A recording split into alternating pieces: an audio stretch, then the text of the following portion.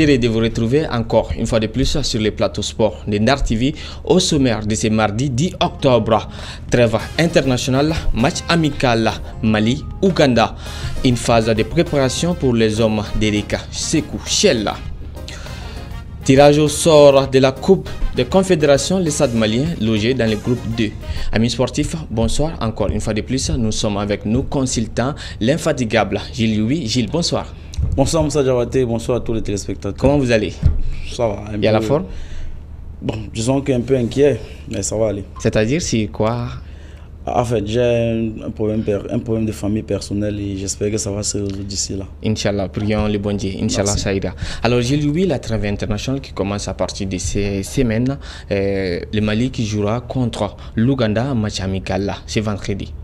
Comment est-ce que vous voyez ce match? Bon, avant de parler du match en lui-même, il faut d'abord parler de la liste. Justement, j'ai lu. D'Eric Sekou Chella. Oui. Déjà, il a rappelé 3 joueurs. Ça faisait longtemps, ils n'étaient plus là. Ouais. Il y en a qui vont connaître leur première sélection, oui. Enfin qui seront dans le groupe pour la première fois.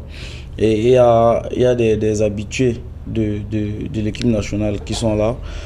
Il faut dire que c'est un groupe de 27 Avec votre joueurs. permission, permettez-moi de lire la liste à nos chers téléspectateurs. J'ai lu 3 gardiens de but comme d'habitude. Bosso Munkoro du TP Mazembe, Ismaël Diawara de Malmo, Djiki Diarra de Young African.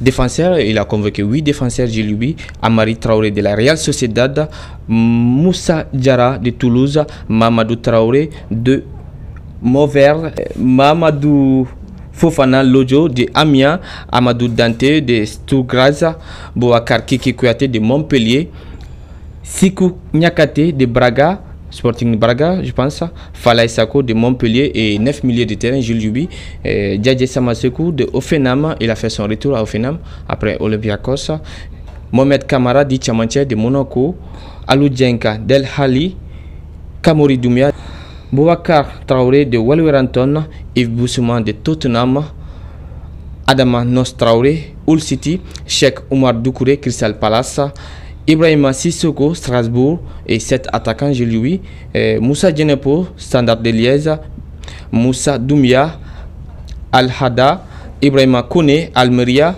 Nenebe d'Orgelès, Salzbourg, Lassine Sinayogo, Auxerre, Fousseini Diabaté, Lausanne Sport et Boubacar Traoré de Monastir, Gilles Louis. Oui, donc j'étais... Une liste de 27. Une liste de 27 joueurs, voilà. Donc j'étais disant que le groupe est de 27 joueurs et il y a la première remarque, ce qui frappe à l'œil, c'est le nombre de milieux de terrain. Ouais. Il va avec 9 milieux de terrain. Ça veut dire 2 choses. Ça veut dire qu'il veut avoir une équipe qui va pouvoir conserver le ballon. Et deuxièmement, il veut une équipe qui va pouvoir mettre de l'intensité dans le jeu. Donc, c'est la première remarque qu'il faut faire de cette liste-là. Ensuite, puisque on est en train de préparer la Coupe d'Afrique qui va se jouer à partir de janvier en Côte d'Ivoire. Mais avant, il y a d'autres échéances qui vont arriver parce qu'il y a les qualifications de la Coupe du Monde qui vont arriver avant janvier. Ouais. Donc, il y a aussi un match amical le 17 octobre contre l'Arabie Saoudite. Voilà. Donc, je pense que les matchs amicaux qui sont programmés d'abord contre l'Ouganda ce week-end, c'est pour davantage préparer l'équipe pour les vraies échéances qui arrivent. Et aussi pour tester certains joueurs parce qu'il y en a, on a vu, je l'ai dit, il y en a qui vont connaître leur première sélection, il y en a qui sont de retour, ils n'étaient plus là depuis. Et c'est aussi sûrement pour voir le leadership de ceux qui sont là depuis parce qu'il faut dire que des joueurs comme Falaï Sako, comme Amari Traoré, comme Yves Bissouma sont davantage des leaders de cette équipe parce qu'ils sont là depuis. Et donc il va falloir tester aussi le leadership qu'ils vont avoir parce que il faut le dire, on ne le dira jamais assez. Le Mali, chaque année, le Mali a l'équipe qu'il faut pour remporter la Coupe d'Afrique. Ouais.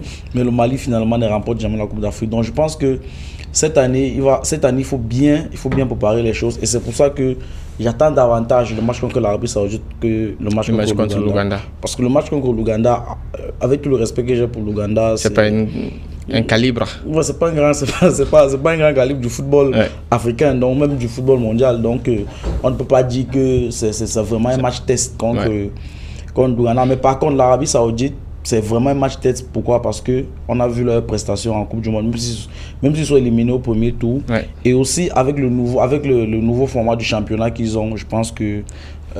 Surtout, c'est la seule équipe qui a battu les champions du monde, hein, l'Argentine. Oui, donc ça veut dire que c'est une équipe qui a certaines certitudes et il sera important. Malheureusement, on n'a pas pu voir le match contre la Côte d'Ivoire, n'a pas pu se jouer, mais contre l'Arabie Saoudite, il va vraiment falloir voir comment cette équipe va se comporter. Ok. Tirage au sort de la Coupe des Confédérations, le Stade malien, le seul représentant malien qui hérite du groupe de Gilioui, à savoir...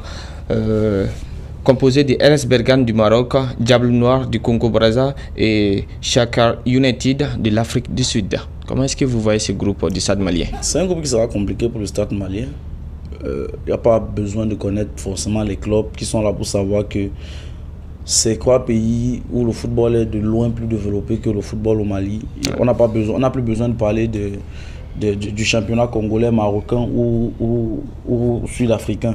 Donc ça va être un match avec une poule compliquée pour le Stade malien. Mais comme on le dit chaque fois ici, le Stade malien est vraiment préparé pour ces échéances-là parce qu'on voit ils ont des idées claires, ce qu'ils mettent en place est vraiment lisible pour tout le monde.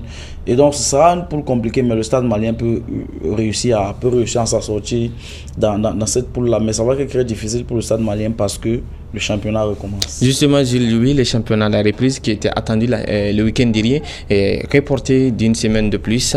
Le championnat national Ligue 1 qui reprendra dès ce week-end à Gilles. Comment est-ce que vous voyez cette reprise du championnat national Ligue 1 Orange? Bon, il faut dire qu'on avait peut-être vite loué, on avait peut-être vite applaudi la FEMAFOOT parce qu'à peine le championnat a commencé, qu'on est déjà dans les renvois, le championnat n'a même pas encore commencé, qu'on est déjà en train de renvoyer, ça prouve que peut-être qu'il n'était pas finalement si près qu'on le pensait que ça. Bon, maintenant pour parler de la... Selon les dernières informations, ce report a été dit à la demande des clubs. Bon, ça veut dire que ça confirme ce qu'on disait. Ça veut dire que les clubs ne sont pas prêts. On est dans l'amateurisme tout simplement. Parce que ce n'est pas aujourd'hui, ce n'est pas la semaine dernière c'est pas la dernière conférence de la FEMAFOOT que les clubs savaient qu'ils allaient disputer le championnat. Ils avaient le chronogramme établi depuis. Ils savaient qu'ils allaient disputer l'avant-projet. Ils avaient l'avant-projet. Ils savaient qu'ils allaient disputer le championnat. Mais maintenant, venir dire à la veille qu'on n'est pas prêt, ça prouve l'amateurisme total dans lequel les clubs sont. Bon, maintenant, je ne peux pas se prononcer sur le début. Tout ce qu'on peut dire, c'est peut-être donner des conseils à ces clubs-là. On l'a déjà dit, je vais encore me répéter. Il faut que les dirigeants des clubs comprennent que les clubs sont des entreprises. Et à partir du moment où on se met dans la tête que c'est une entreprise, ça veut dire que il faut tout faire pour générer du profit. Et si vous voulez générer du profit, vous allez mettre tous les moyens qu'il faut en place pour générer du profit. Et malheureusement, c'est pas le cas. C'est pas le cas ici. On a plutôt l'impression que des gens ont créé des clubs pour avoir des financements venant de la FEMAFOOT et du gouvernement pour pouvoir gérer d'autres activités connexes qui n'ont rien à voir avec le football. On connaît des présidents de clubs qui prennent de l'argent de la FEMAFOOT pour injecter dans leur business. Dans leur business. Ça, je n'invente rien, c'est la vérité.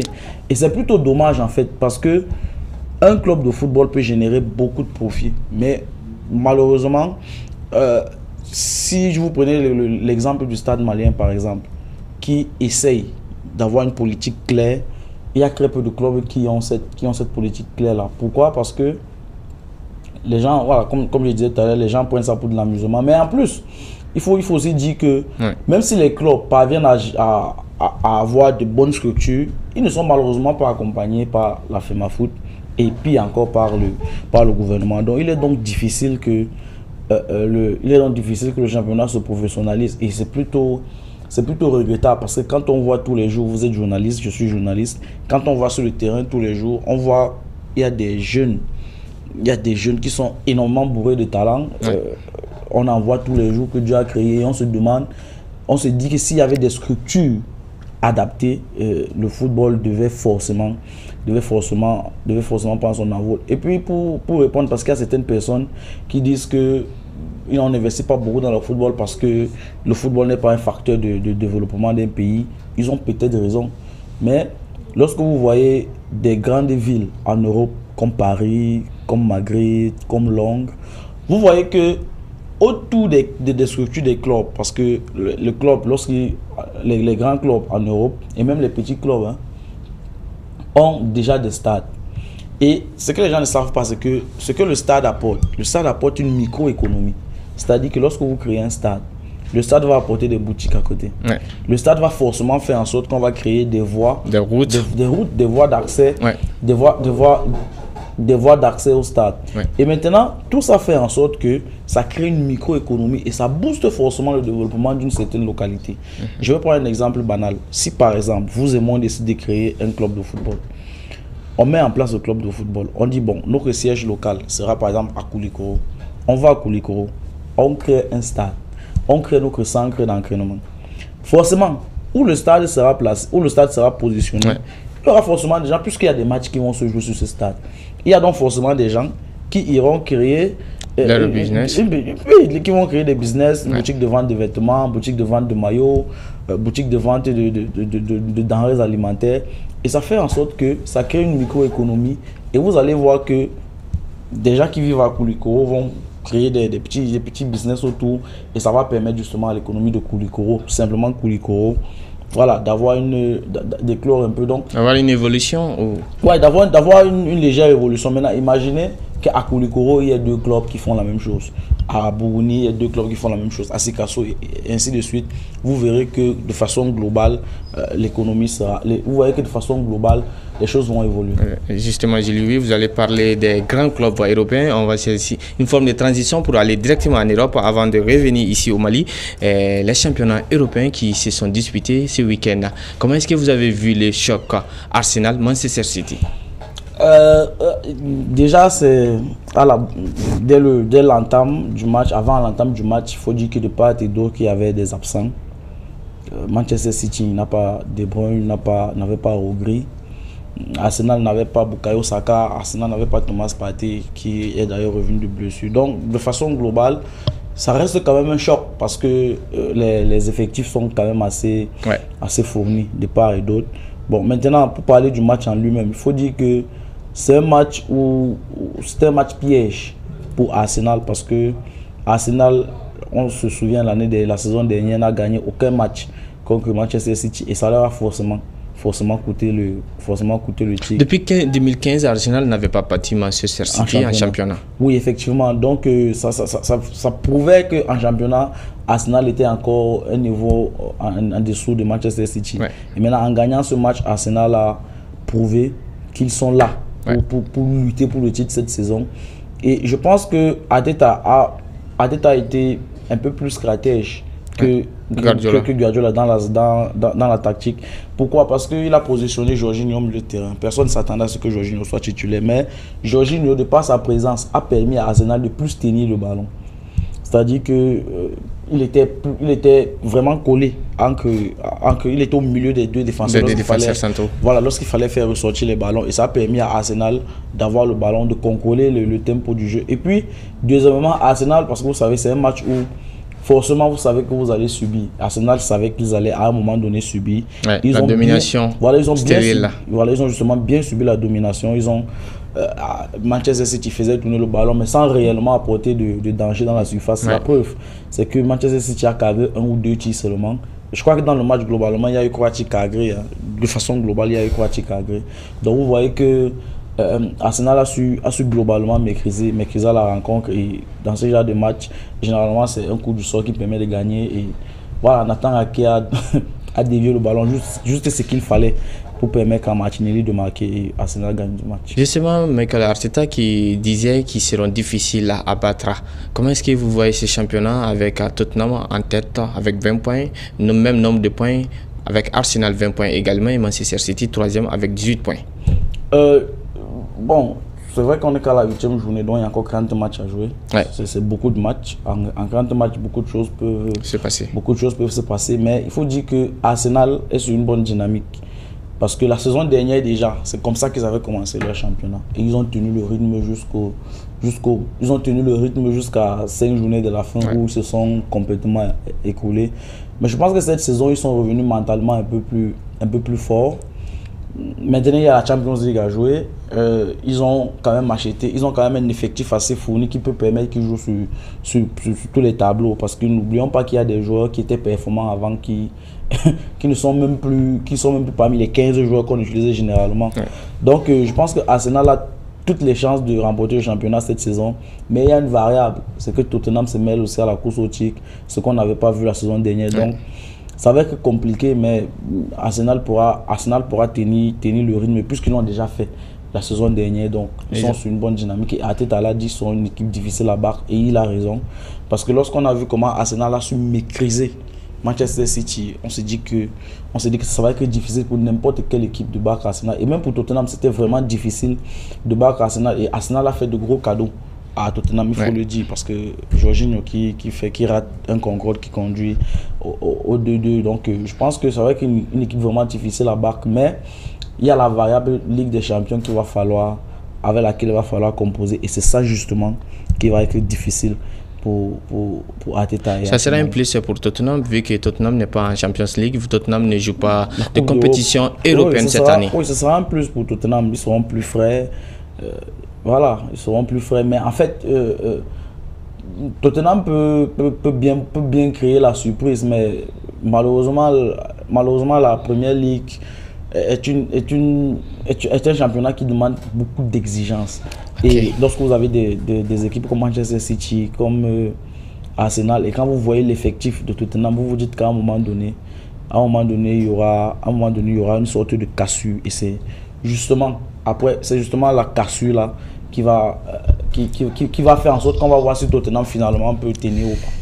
Si c'est un peu tendu en Angleterre, je ne pense pas que ce soit le cas en Espagne, Jules. Le Real Madrid qui s'envole en tête avec son Jude Bellingham, 9 matchs, 8 buts marqués.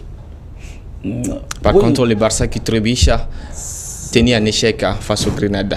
Bon, je préfère commencer avec le Barça et finir avec... Vas-y. Bon, en réalité, le Barça, depuis quelques saisons, tâtonne. Il faut se dire la vérité, tâtonne. La saison dernière, on était presque tous d'accord que la victoire en championnat du Barça, il ne faut pas leur retirer le mérite. C'était plus dû aux méformes du Real Madrid que de leur performance à eux. Donc, le Barça tâtonne et ça se voit dans les résultats. Même les matchs qu'ils ont gagnés, il y a eu quelques matchs qu'ils ont gagnés avec des scores fleuves. Mais à part ça, on voit qu'il y a des matchs qui sont vraiment compliqués. Il y a des matchs qui sont allés chercher, il y a des victoires qui sont allés chercher à la fin du match. Ouais. C'est des signes d'une équipe qui tâtonne, qui ronronne, qui se cherche encore. Et bon, malheureusement, à un moment donné, quand vous cherchez, ça finit par payer cash. A contrario, vous avez une équipe du Real qui... En début de saison, on avait du mal à voir le plan de jeu du Real et c'était normal parce que le Real... C'est fameux 4-4-2 de Carlo Ancelotti. Voilà, le Real avec un nouveau système. Donc, c'était pas facile pour les joueurs de s'acclimater. Mais maintenant, moi, j'ai l'impression que les joueurs se sont acclimatés. Ils ont parfaitement compris le système. Et Valverde disait d'ailleurs à ce titre qu'il se sent qu'il est dans la forme de sa vie dans ce nouveau système-là. Donc, ça veut dire qu'ils ont déjà compris ce qu'on attend d'eux. Et maintenant, ça va être très difficile pour les équipes de les battre parce qu'ils ont corrigé les erreurs qu'ils avaient commises contre la saison dernière? Non, contre l'Atlético récemment, dans le derby de Madrid. Donc, forcément, globalement, c'est une équipe qui sait à ce qu'elle veut. Maintenant, Jude Bellingham, c'est vraiment la surprise du chef parce que personne n'attendait Jude Bellingham à ce niveau. Je suis sûr que Ancelotti ne s'attendait pas à ce que Bellingham soit autant performant. Mais il faut féliciter Ancelotti parce qu'il a eu le courage qu'aucun coach dans le monde ne pouvait avoir de mettre Jude Bellingham juste derrière les attaquants. Et je ne sais pas si c'est à vous que je disais ou si c'était ailleurs.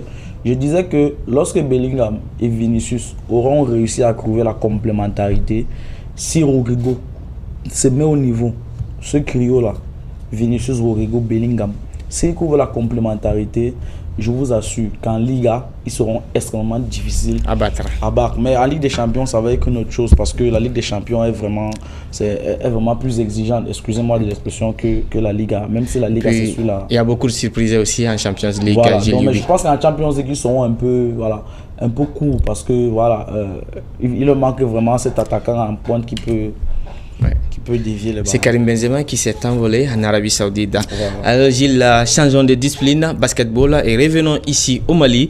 La Coupe du Mali de basketball, les quarts de finale, disons, qui se sont joués ce week-end. Un monsieur Isfas était face au Stade malien de Bamako. Isfas 55, Stade malien 57. Le Stade gagne également.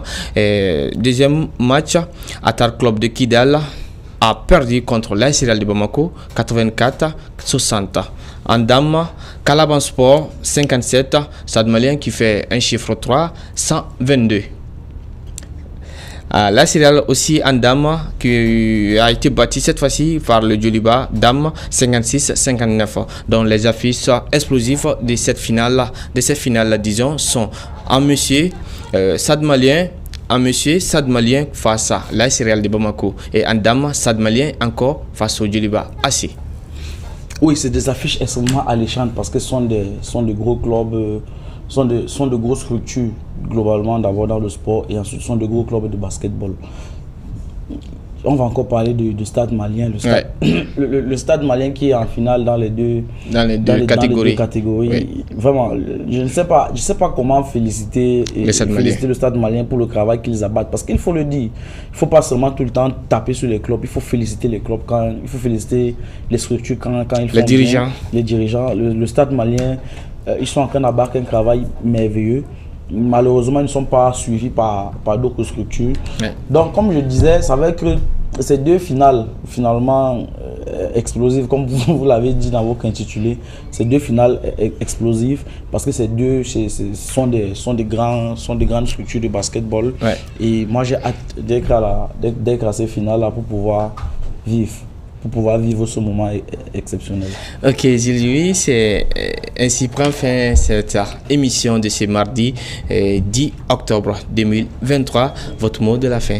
Je veux remercier grandement toute l'équipe de Ndar qui nous permet de rayonner au quotidien. Et j'aimerais féliciter certains de mes amis qui, à l'heure où nous sommes en train de parler, sont en train de fêter leur sortie de promotion. Ouais. Malheureusement, je ne peux pas nommément les citer ici parce que si je le fais, je vais certainement oublier certains. Et si j'oublie certains, on viendra me crier dessus. Donc juste les féliciter, c'est les Camerounais, c'est la 16e promotion du numerus clausus félicitations à eux. De la faculté de médecine. Donc dans quelques mois, le Mali va produire des centaines de médecins, de nouveaux médecins, parmi lesquels il y a une vingtaine. Il y a plus d'une vingtaine de Camerounais. Wow, super. Donc je veux profiter de cette antenne pour les féliciter parce que voilà, vous savez, la médecine c'est un parcours fastidieux. Ils sont arrivés, ils ont vu le bout de tunnel, donc félicitations à eux. Encore une fois de plus. Surtout bon vent dans leur nouvelle carrière. Merci encore une fois de plus, félicitations à eux et meilleure santé à la grand-mère depuis Douala. Merci. Je pense ça. En rappel, le Mali jouera ce vendredi contre l'Ouganda, un match amical à 19h GMT. C'était l'émission de ce mardi 10 octobre. Merci très chers téléspectateurs, à très bientôt sur Ndar TV, la télévision de tous les regards. Bonsoir.